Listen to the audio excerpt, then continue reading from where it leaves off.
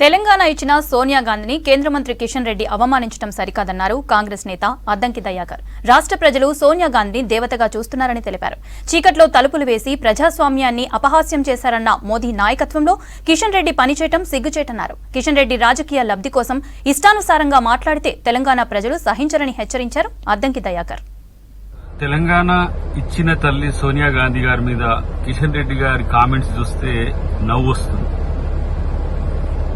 ఇవాళ ఎన్ని అవాంతరాలు ఎదురైనా తెలంగాణను ఇచ్చిన ఒక తెలంగాణ దేవతగా సోనియా గాంధీ గారిని తెలంగాణ సమాజం చూసే క్రమంలో వారు మోడీ గారి నేతృత్వంలో పనిచేస్తున్నారు. మోడీ గారి యొక్క అభిప్రాయం తెలంగాణ మీద ఏందో తెలుసా?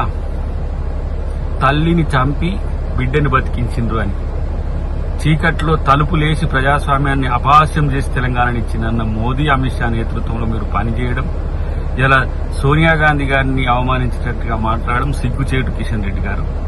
అఫ్కోర్స్ ఆ రోజు మీరు జేఏసీలో మాతో కలిసి దీక్షలు చేసిండ్రు, పోరాటాలు చేసిండ్రు, కాదనలేము. కానీ మీరు రాజకీయాల కోసం లేదంటే ఇలా తెలంగాణలో మీ అస్తిత్వాన్ని నిలుపుకోవడం కోసం తెలంగాణ ఇచ్చిన తల్లిని, తెలంగాణ తల్లి సోనియా గాంధీని కించపరిచే విధంగా మాట్లాడడం, ఆమె ఏ హోదాలో తెలంగాణలో పాల్గొనటం అనేది నిజంగా ఒక రకంగా మీకే అవమానకరం.